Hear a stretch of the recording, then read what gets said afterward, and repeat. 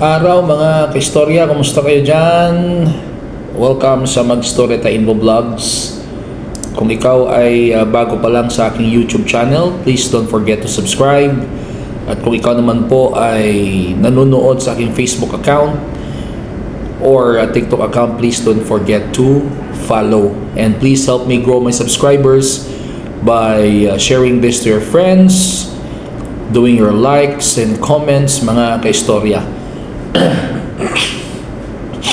Mga kaistorya, kung ikaw ay naghahanap ng isang napakagandang food supplement, ito no, Genesis Organic Spirulina. Sapagkat itong Genesis Organic Spirulina ay isang food supplement, organic, at hindi ito synthetic drugs, mga kaistorya. Wala po itong side effect. Ito ay itinanim sa isang fresh mineral water in an environment with a very low pollution, mga kaistorya. Ito ay maraming nutritional contents na kailangan ng ating katawan. Kaya kung ikay naghahanap ng isang dekalidad na spirulina, Genesis Organic Spirulina na po. Mabibili online at sa mga Mercury drugstores and pharmacies nationwide. At para sa karagdagang impormasyon, please visit their website. Nandyan sa screen. Or you can also contact these numbers. Nandyan sa screen, mga kaistorya. So bago tayo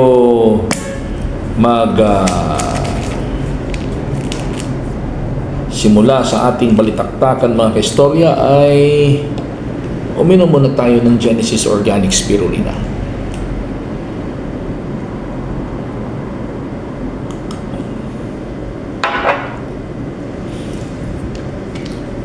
Genesis Organic Spirulina, ang dekalidad na spirulina ng bayan. Mabibili sa online, mga Mercury drugstores and pharmacies nationwide, mga kaistorya.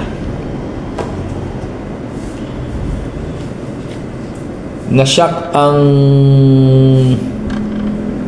bayan o ang bansang Pilipinas o ang mga Pilipino, nasyak sa laki ng utang ng Pilipinas ngayon, both sa domestic creditors at sa mga foreign creditors, mga kaistorya.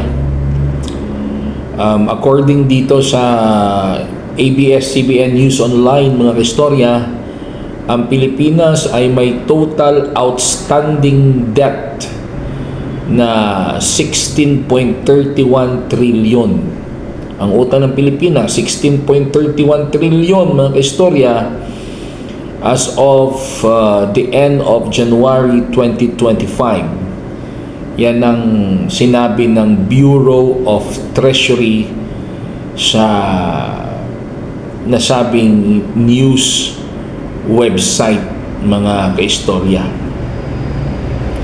Simula nung ako'y bata pa, mga kaistorya, hanggang ako ngayon hindi na bata. At hindi ko rin sasabihing matanda na. Bata pa rin, mga kaistorya. Ang utang ng Pilipinas, mga kaistorya, ay pataas ng pataas. Palaki ng palaki ang utang, mga kaistorya. Simple lang naman yan, mga kaistorya. Ang isang tao na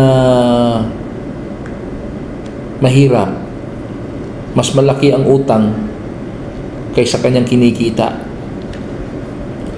Ang kinikita niya doon lang napupunta sa pagbabayad niya ng utang. Kaya naghihirap ang isang tao. Parang bansang Pilipinas, mga kaistorya.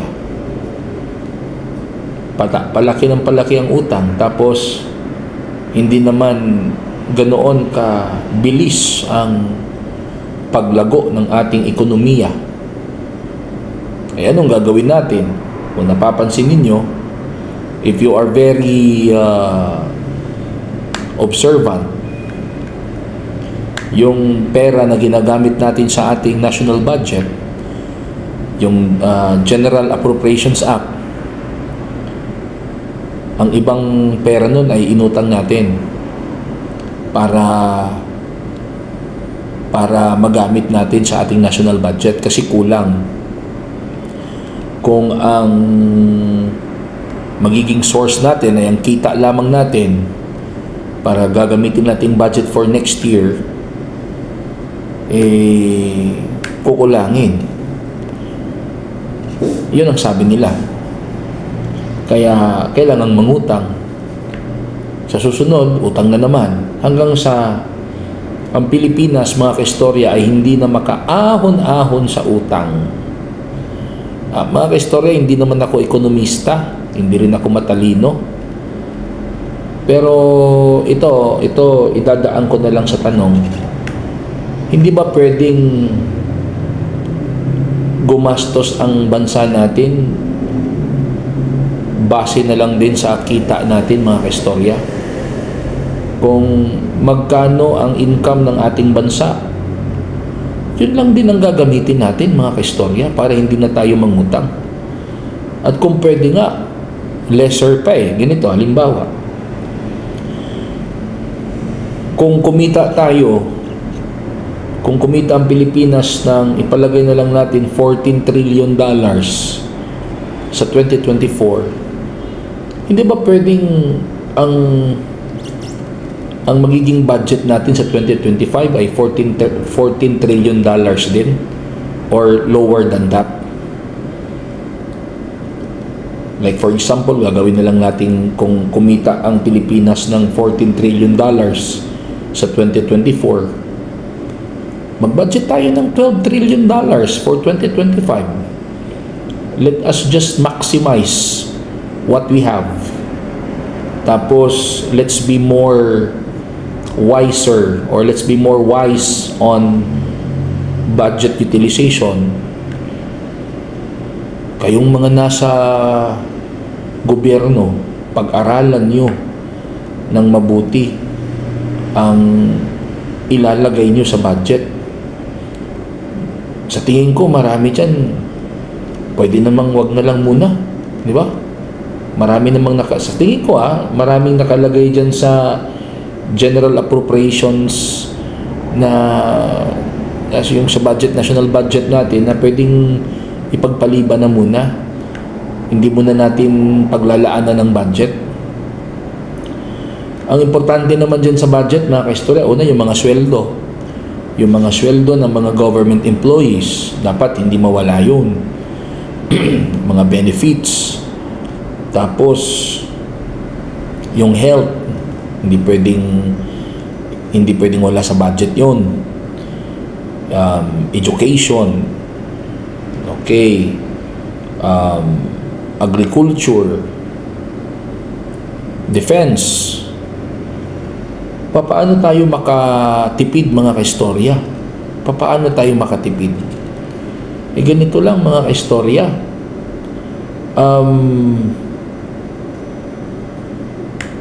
Yung mga extra activities ng gobyerno, yung mga lakbay-aral, yung mga seminar workshop, di ba?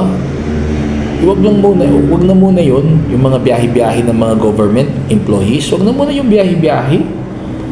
Kasi isipin mo, ilang mga agencies, ang dami. Tapos sa mga seminars sa iba't ibang mga lugar, mabiyahe yan sila. Kukuha yun ng mga hotels, gagawa ng mga training materials. Kaninong gastos yun? Sa gobyerno. Ilang bilyon yun sa isang taon. Di ba, mga kaistorya? Isa lang yun sa nakita kong austerity measure. Magtipid lang muna kaya tayo, mga kaistorya. Para mabayaran natin ang ating utang, hindi na tayo mangungutang, mga kaistorya. Kaya kung magkano lang yung income ng Pilipinas, yun lang din ang budget natin for next year. Mag-adjust tayo. Paano yung ibang mga proyekto ng ating bansa na kailangan ng pondo? Pwede naman tayong meron naman tayong PPP, di ba? Ano yung PPP, mga kaistorya? Private-Public Partnership. Ano yun? Maghanap tayo ng mga private partner to finance other programs of the government na hindi na kailangan kumuha ng pondo o pera sa kaban ng bayan. Sa ganung paraan, mga kaistorya, makakatipid ang Pilipinas. Makakatipid ang Pilipinas, mga kaistorya. Yan lang ang isang naisip kong paraan para makatipid tayo. Baka pwedeng hindi na tayo mangutang. Hindi muna tayo mangutang. Kung magkanong income natin, yun lang munang gagastusin natin. Parang sa bahay ba? Sa bahay, di ba? Yun ang itinuturo. Kung magkano lang ang kita ng pamilya, yun lang ang gagastusin. Para hindi magkautang-utang.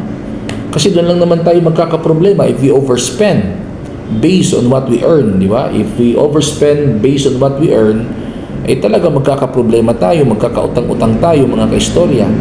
Kaya anong gagawin natin, mga kaistorya? Magtipid tayo. Kung magkano lang ang kinita ng Pilipinas sa taong ito, yun lang din ang magiging budget next year or mas lower pa para ang matitira savings natin. Doon kasi yayaman di ba? Yun naman ang formula ng pagyaman, mga kaistorya. Ano ba formula ng pagyaman? Sabi ng mga mayayaman, don't spend more than what you earn. Save, and what you save, you invest, palaguin mo. Yun, mga kaistorya. Ano masasabi mo sa pinag-usapan natin, mga kaistorya? Please write your comments below. At kung ikaw ay bago pa lang sa aking YouTube channel, please don't forget to subscribe on my YouTube channel and